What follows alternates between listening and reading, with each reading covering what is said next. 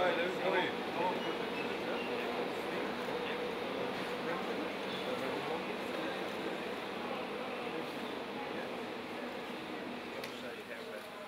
the footings so that the first half of the building will actually vacate and move over here with all of the chicken and the line there.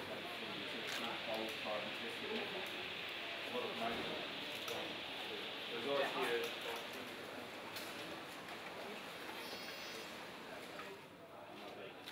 Back to behind it and then up on top. And these are the whole units.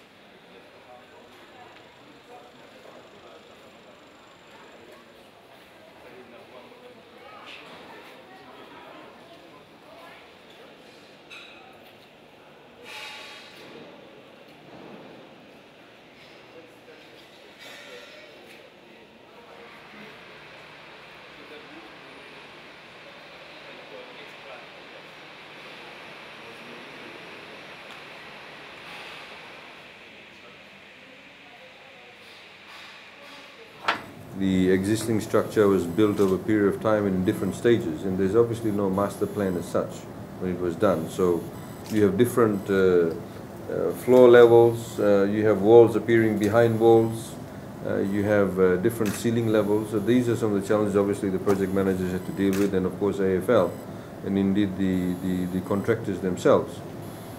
So it is unfortunately a situation where we have to deal with the past. Past in the sense where people did not plan well. It was just done in a haphazard manner. And so now with this sort of restructure taking place physically, you have actually going forward a good plan, and a lot of the sort of problems that they had previously are now being addressed. We of course, as usual, always like to get things done yesterday. So we would like to have it done sooner rather than later. But in these types of things, it's important not to compromise the quality. As was highlighted earlier on, that in this year in April, they'll do the handover or give the handover of the concessions upstairs to the concessionaires. It will take them probably a couple of months to do the fit out. And when they do their own fit out, it's obviously critical that we ensure that the quality of the fit out fits in with the overall structure and the overall quality that we want the airport to have. You can't just have somebody just laying tiles as they want.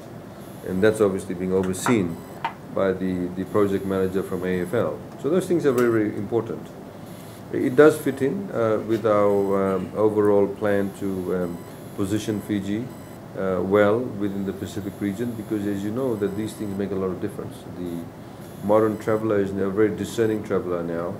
So they would rather go to an airport that is more salubrious and a lot more welcoming and has all the comforts of modern day life, as opposed to somewhere where they turn up and they immediately start sweating or what have you, and that the flow of traffic is good. And these things make a lot of difference. We ourselves as travellers, you like to go to, you have preferred airports because they're nice to go to. It's in the same way when people to have a nice airport to go to in Fiji and have a nice beach and nice people to go to also. So all of that fits in well with what we plan. I think also I'd like to once again highlight the fact that AFL through the executive chair is doing well financially too. It is very critical. As you know that with this $105 million upgrade project, government has not put a single cent in that. We have not guaranteed any loans. We have not given any loans. AFL has gone out to the market itself and borrowed the money itself, which obviously augurs well, and many state-owned enterprises have not been able to do that. So that obviously is a good sign, it's a good indication, and we are happy that we played a part in that by putting in place various laws. For example, the modernization of the Nadi Airport decree that was put in place. That has helped the AFL to get the right rentals at the airport. As you know that rental in airports should get premium pricing.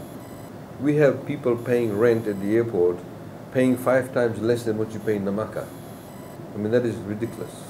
It's like saying that I'll go and pay the same room rate at Sheraton to some place down in Lautoka in some dingy corner, Lautoka, any other town for that matter, one of those hourly rate type hotels. That's basically what was happening at Nadi Airport. it is ridiculously low. So it's not, you know how they say, somebody said in Parliament, we're trying to squeeze somebody. We're not squeezing anybody. We're getting the right rental. And to get the right rental, then you have the airport getting the right revenue to be able to invest and reinvest into the infrastructure. Because once you reinvest in the infrastructure, you get people wanting to come to the airport, and it makes a better revenue. We get more dividends paid to the shareholders, which is the Fijian people. And we're able to then carry out more works in the outer islands and places like Nassori. Nadi Airport is the only airport that makes money, as we've said before. It's the only airport that makes money.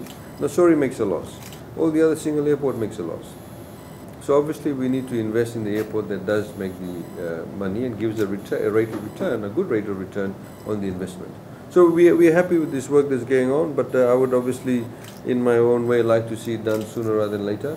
But again, we need to ensure that the quality is maintained. I think the works were some a bit slow prior to the elections, but now I understand it's picking up. As you can see, as you saw yourself, some of the work that's going on behind the scenes, they're working 24/7.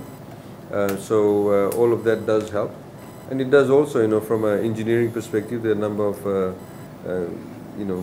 groundbreaking areas that are taking place, and we obviously are quite happy that the contractors are also trying to outsource or subcontract work to many local suppliers as possible. That is critical, but we should not also compromise the standards. So we see a lot of locals that are being engaged. So overall, you know, $105 million pumped into the economy is also a good sign, because it does create jobs too.